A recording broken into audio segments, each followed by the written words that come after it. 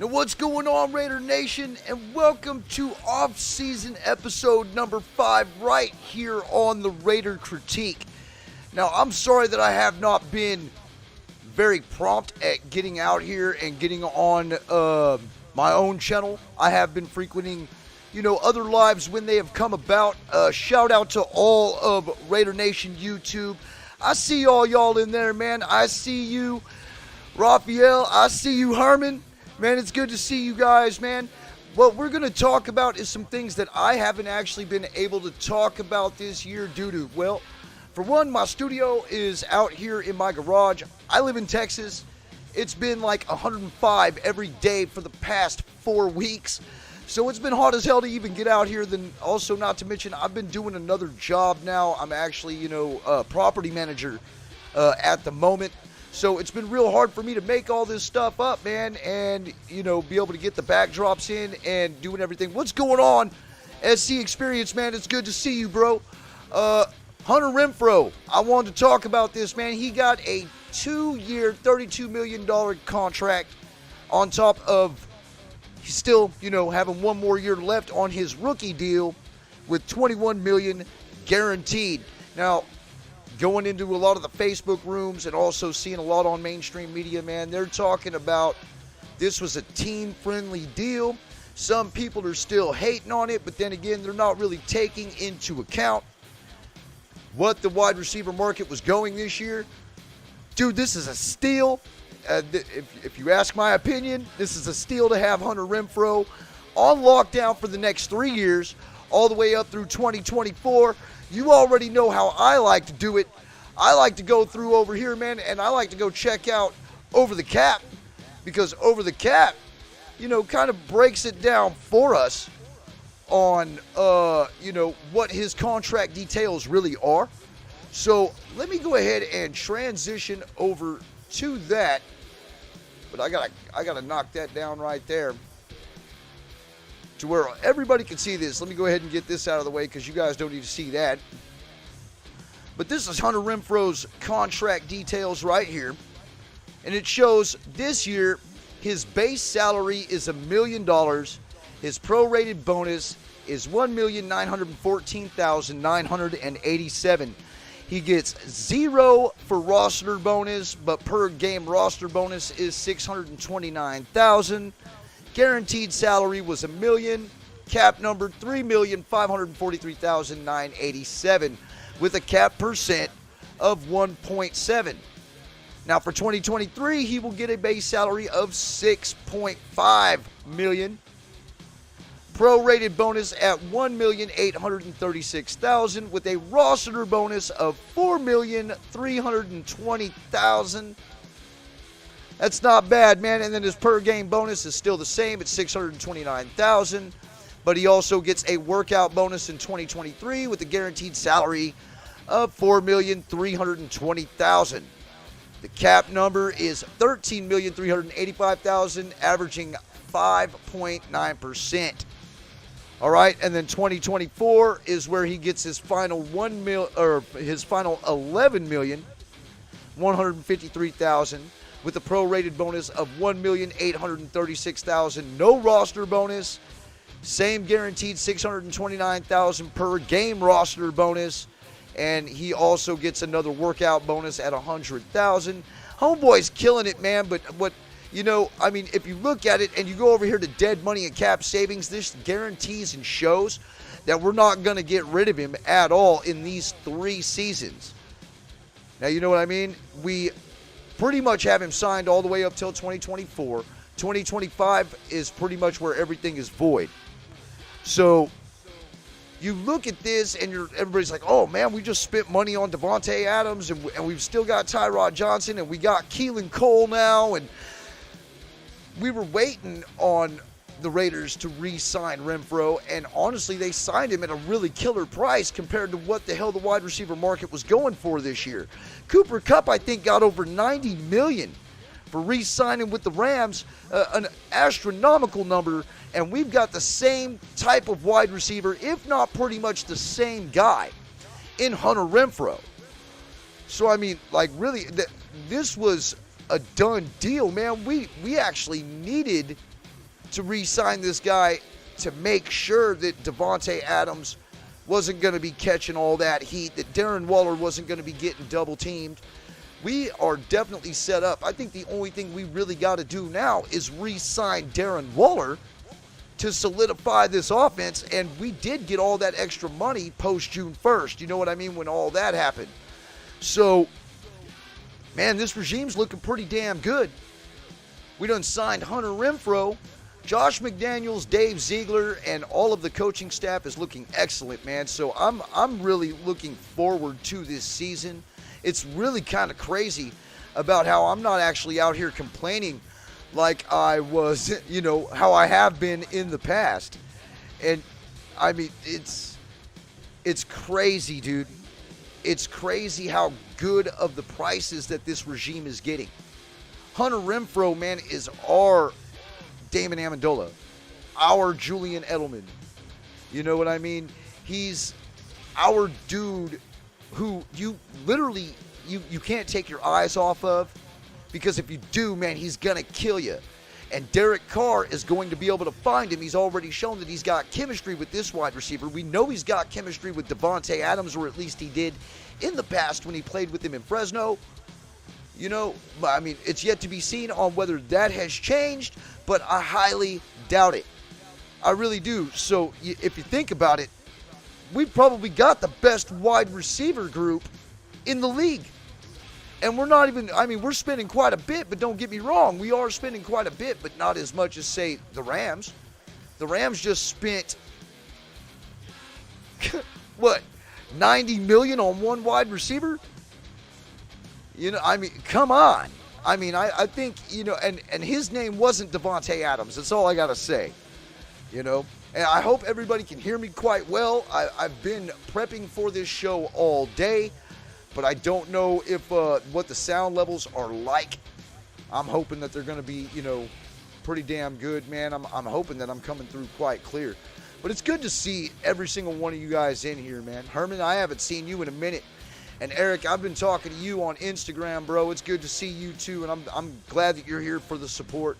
Make sure you guys like, subscribe, and share this video, because there's going to be quite a bit more that I'm going to go into. I'm done with the Hunter Renfrow thing, because I think it was an absolute steal that we got this guy. I don't care what any other teams, fans have got to say about it. I would rather pay $21 million guaranteed to Hunter Renfrow than $90 million to Cooper Kupp. That's just me. Now, nobody's really talking about this. And, I've just been sitting there and I've been at work. I've been listening to all y'all's podcasts, whenever I can catch y'all on. And, I've been reading a bunch of articles because, to be honest with you, with this new job I have, there's a lot of sitting around I've got to do, kind of like a hurry up and wait kind of deal when it comes to the job. I forgot what that's like, man. I'm used to just going balls out until I get done, but now there's just certain things I've got to do. So in that time off, I'm looking up Raider articles or I'm seeing stupid tweets, you know what I mean? And yeah, and not everybody's sending stupid tweets, but for some reason I guess I'm just following all the wrong people because a lot of stupid tweets happen, and Twitter does take up a little bit of my time, maybe just a little bit. But, man, there was an article that came out, after the first time when all this happened, when this president that we had, Dan Ventrell, was fired. And, the Raiders didn't have much to say about it. They just said that he was relieved of his duties as president, and he was free to move on. And then literally, I don't think it was even 2 days later, Ventrell came out with all these allegations against Mark Davis, stating that Mark Davis basically misconduct, basically not running his whole the operation that he was supposed to. Supposedly, Dan Ventrell brought these allegations to Mark Davis, and they were shrugged off. So once they were shrugged off, Dan Ventrell decided to go to the NFL with these same allegations, letting the NFL know that Mark Davis was pretty much not taking any of this serious. And after he did that, he was let go by the organization. So I got a couple articles on that too, man, that I want to read to y'all. What's going on, Dirty? It's good to see you, man.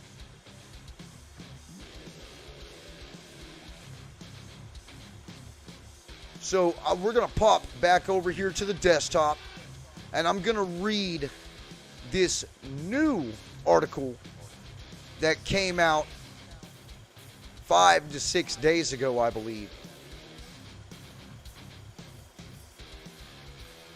And it was reported by Heavy. I don't know how legitimate they are. We have this guy, Austin Boyd, who actually wrote this article.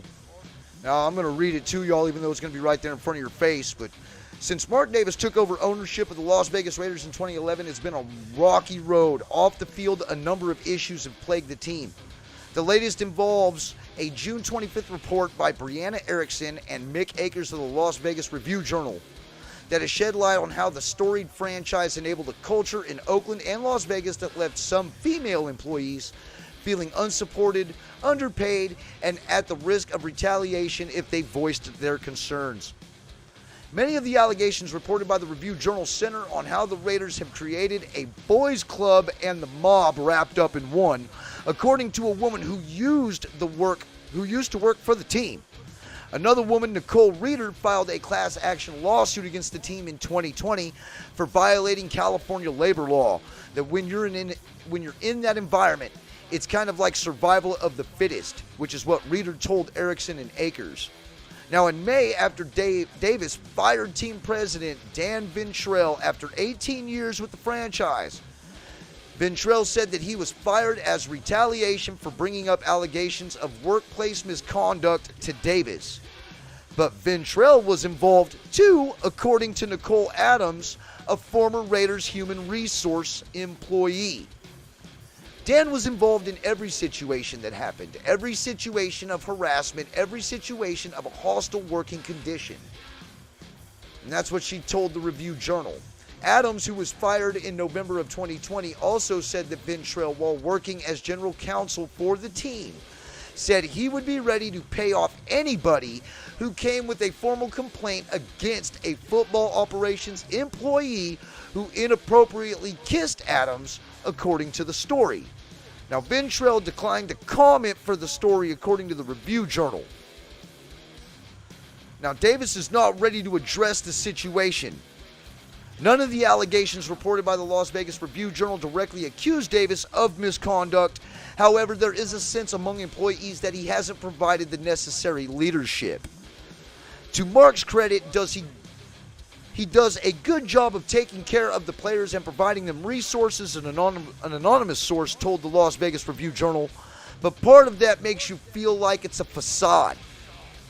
If you're truly a good leader and organization builder, then you treat everybody well, not just a certain faction. Now, Davis commented for the story but did not elaborate. Eventually, I will have something to say about this, but not right now. Now, it's a situation to watch. The NFL won't be thrilled by the new report from the Las Vegas Review Journal. The Raiders are one of the marquee franchises in the league, and Las Vegas has turned out to be an excellent football market. But Davis, whose net worth reportedly is about $500 million, is known to be the least prosperous owner in the NFL, and he's considered very much an outsider among owners. That's bullshit. So there probably won't be a lot of owners coming to his defense if he finds himself in hot water. It remains to be seen whether the NFL will launch a full investigation into the allegations of misconduct. Now, Las Vegas has been praised for the offseason moves, brought in Devontae Adams and Chandler Jones to the team. For the first time in a long time, there's genuine optimism regarding on what the Raiders can do on the field this season.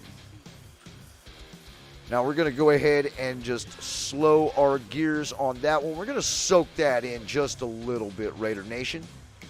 Now, what do you feel off the bat when you actually hear what that article had to say? Now, I can find a few discrepancies in that article. Somebody pretty much talking out of their ass. You know what I mean? But legitimately, there are certain things in this article that kind of, do hit close to home. You know what I mean? Like, for one, the guy, this Dan Ventrell, so you're telling me that he wasn't going to say anything about this, you know what I mean? Or that he was going to say something about this, and that's why he was let go. But then there's a person, a female comrade, a Raiderette, if you will, who worked for the organization, calling him on his bullshit right there, saying that he was a part of all of that. You know what I mean? So, like, what's the deal with that? That's I think it's still, this could be very detrimental to the team. This could be very detrimental to the front office, to the organization itself. And just to know that type of anything, any type of behavior like that within our organization, we know it's unacceptable. But we also know how the NFL works. And, when it comes down to it, we've already seen the NFL go in and investigate what's going on. We all know how the NFL will do that. They're going to get that one lawyer that they always wind up getting, that arbitrator, I guess is what you would call her. And she would go in and do an investigation, and then nothing's going to come of it. It's what, I believe Florio is calling a kangaroo court. And that's like the crazy, crazy thing about it. Because if it does go into Roger Goodell's quote-unquote kangaroo court, it's still not even justified on whether Mark Davis's job is going to be safe. Because they could instantly remove him because he could be the odd man out. But also, don't get it twisted. He might not be, buddy-buddy with all the other owners. But hell, how the hell do we know? We're not with him. We don't know who he's buddy-buddy with and who he's buddy-buddy, We have no idea who he's cool with and who he's not. But we do know that he's cool with Jerry Jones. Jerry Jones, one of the richest owners in the NFL. Guaranteed. You know what I'm saying? So, like, really, what, I don't get it, man. Like, it's a toss-up. I don't want Mark Davis to go anywhere because I think that, Mark Davis, to me, you guys ever see that movie Tommy Boy? That's who he kind of reminds me of. You know what I mean? He's got a good heart. He's got a good head on his shoulders. Hell, if he didn't have a good heart, he wouldn't have been sending extra money out here to this city in Texas where that big, massive school shooting happened to go ahead, and he got in with, man, what is his name? It's killing me, dude, but he lives down here as well. Man, Vaughn. He was a safety for us, man. Won a Super Bowl. Can somebody hit me up, bro? Ben. Who is that dude's name, man, down here in Texas? Hey, good to see you, by the way. The dude that, pretty much got Mark Davis to, help out these schools and shut the... Well, anyway, Mark Davis donated like $1 million to shut down the schools and have police officers at them after that damn shooting happened. He also was the guy who, went to the chick's wedding. The Raiderette's wedding that Henry Ruggs happened to kill in that car accident. So don't tell me that this guy's not compassionate. He's got a good heart. He knows exactly what he's trying to do. You know what I mean? He knows what this organization stands for, and it would suck really bad if we wound up losing him as an owner, especially over stupid shit like this. Because if anything, what he's guilty of, right off the bat, is just, letting his people take care of what, they're paid to take care of. But those people are dropping the ball. This damn Ventrell guy, man, he obviously wasn't doing his job if he was there in the organization for 18 years and this type of conduct was going on behind closed doors. So we do need to consider the source on where we're getting all this from, too. To me, it still sounds like sour grapes. So, anyway, that's what I have for Raider content. And I hope everybody has enjoyed the show. I do have another segment that I actually want to get in and tell everybody about because, it's more of a personal thing to me. Because, I've had some turmoil go on again in my family's life, and we've had, just pretty much quite the smack in the face. On Saturday, my mother passed away from COPD, and she caught COVID. Now, a few of y'all know who, if you've talked to me, for real, like if you talk to me behind the scenes and whatnot, I would kind of let you know, there was some things going on, family-wise and whatnot. Well, my mom got COPD 3 years ago, and she stayed going this whole time. Now, when you get COPD, it's pretty much a terminal illness. There really, literally is nothing you can do about it. It's going to gradually take its course until it finally takes the individual out. So, she was going pretty damn strong. You know what I mean? She was 71 years young. She definitely lived a full life, and she was, well, definitely the most inspirational woman in my life. She raised this Raider. You know what I'm saying? And she caught COVID after having to go into rehab for her lungs because the COPD was getting really bad, and they had to go ahead and put her on some like steroids and things like that to make her lungs stronger. And that happened roughly around like the last week of April or so. And she was in that rehab for 11 days. Well, she got to come home for 4. When she came home for those 4 days, I guess when she was down in that rehab, she happened to catch COVID. And when she caught the COVID, what it did is when she finally got into the hospital, she was in there for the first 3 days. She tested positive for COVID. They got her on the COVID medicine. They were able to get her off of all that. Get the COVID out of her system where she didn't test positive anymore. But at that time, the damage had already been done. Before the COVID, she had 75% use of her lungs. After the COVID, it was 50%. So literally, the COVID scarred her lungs. Now, I was one who always talked shit about COVID. I'm not going to lie about that. You know what I mean? And, it never really affected me like that. Most people who I saw who got it were able to kick it, but it literally will kill anybody who has any underlying issues, aka COPD, and other instances like that as well. Well, my mom didn't have very many wishes, and she really didn't tell much of us about what she was gonna, what she wanted us to do when she passed. Well, she ended up passing on Saturday. Now, luckily for us, we were able to get the whole family here to see her. And, we were able to say our goodbyes, which is a lot better, and we were a lot more fortunate and blessed than what most are. It's been really rough. I mean, my father is still around. I worry about him the most.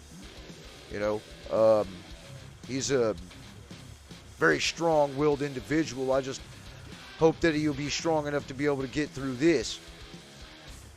But what my mother's wishes were to be cremated and spread across the mountaintops of Colorado. Now, you guys know I'm in Texas. Now, I understand. You guys know me, man. I don't ever ask for nothing. I never want to reach out to all of you and ask for donations. And, and that's not, what I really necessarily, want to do. But, I feel like that you are my family. You understand better than most, what, family does for each other. And when it gets tough, I know the Raider Nation always comes through. So my sister put up a GoFundMe to where we're able to fulfill my mother's last wishes. And, my mother's last wishes, I mean, they're pretty much easy, man. She just wants to be cremated and spread over the top of the mountaintops in Colorado. Now, everybody knows, that doesn't sound like very much. And, it wouldn't be if inflation didn't get so damn bad. I mean, literally, just to drive from here to Colorado and back is going to run anywhere in between $1,400 and $1,700. And this was completely unexpected for my family and I, and we really didn't know how to go about doing this, but we really do want to fulfill my mother's last wishes. So, Raider Nation, please, if you wouldn't mind, and I'm sorry to have to ask you to do this, but please, go to the GoFundMe if you can afford it. I know that I know that everything with the way this whole economic problem in this country is right now, everybody's being affected. But if you can, and you can donate, could you please donate to my sister's GoFundMe for my mother, Melanie Gunn, to where my family and I can fulfill her last wishes. So anyway, I hope you guys have enjoyed the show. I'm going to stop plugging this right now. I did want to show y'all, though, that I finally did get it figured out on how to hit the chat overlay and get the chat in on here to where everybody, to where the chat room can be seen. And then, of course, I've also got, what you cats use on OBS or on StreamYard and Streamlabs. I can post that up too. Now, of course, it takes a little bit of adjusting. If you go too long, it extends out the screen. But I'm starting to vamp up the channel, man. I'm trying to catch up with the times. You kids are hard to keep up with. I'm not gonna lie to y'all, man. You guys are very, very tech savvy, and it's really hard to keep up with you. You guys always got things going on, man. So, up in the head, you guys are just always thinking on your toes. So anyway, this has been the Raider Critique. This is your off-season episode number 5, talking about the Mark Davis allegations and also Hunter Renfrow's contract.